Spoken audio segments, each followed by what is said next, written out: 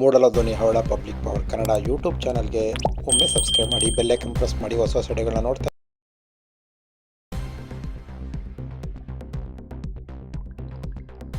ಚಾಮರಾಜನಗರ ಜಿಲ್ಲೆ ಮಲೆಮಹದೇಶ್ವರ ಬೆಟ್ಟ, ಹನೂರು ತಾಲೂಕು ರಾಮಾಪುರ ಹೋಬಳಿ, ಉಗ್ಯಂ ವನ್ಯಜೀವಿ ವಲಯ, ಮಿಣ್ಯಂ ಮಲೆಮಹದೇಶ್ವರ ದೇವಸ್ಥಾನದ ವ್ಯಾಪ್ತಿಯಲ್ಲಿ ಬರುವಂತಹ ವನ್ಯಜೀವಿ ಪ್ರದೇಶದ ವ್ಯಾಪ್ತಿಯಲ್ಲಿ ಬರುವಂತಹ ಕಾಡಿನಲ್ಲಿ ಈ ಘಟನೆ ಸಂಭವಿಸಿದೆ. 5 ಹುಲಿಮರಿಗಳು ದುರಂತ ಸಾವನ್ನಪ್ಪಿದೆ. ಜೂನ್ 26ನೇ ತಾರೀಕು ಅಂತ ಮಧ್ಯಾಹ್ನ ಪತ್ತೆಯಾಗಿದೆ.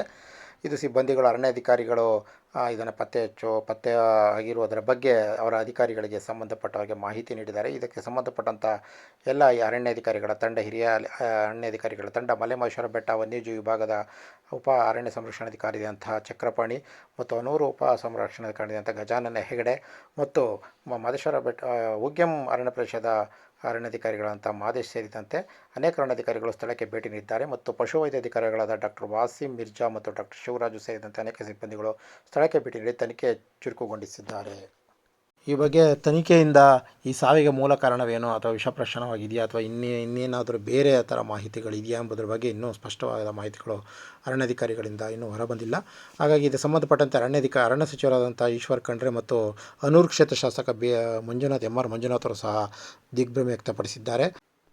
ಒಂದು ತಾಯಿ ಹುಲಿಮರಿ ಮತ್ತು 4 ಮರಿಗಳು ಎಂದು ಒಟ್ಟು 5 ಹುಲಿಗಳು ಒಟ್ಟು ಸಾವನ್ನಪ್ಪಿರುವುದು ಮೇಲುನೋಟಕ್ಕೆ ಗೊತ್ತಾಗಿದೆ. ಆದರೆ ಅರಣ್ಯಾಧಿಕಾರಿಗಳಿಗೆ ಈ ಮಾಹಿತಿ ಸ್ಪಷ್ಟವಾಗಿದೆ. ಆದರೆ ಅದು ಅಧಿಕೃತವಾಗಿ ಇನ್ನೂ ಕೂಡ ಸ್ಪಷ್ಟನೆ ದೊರೆತಿಲ್ಲ. ಮೇಲ್ನೋಟಕ್ಕೆ ಇವು ತನಿಖೆಯಿಂದ ಗೊತ್ತಾಗಿರಬೇಕು ಅಷ್ಟೇ.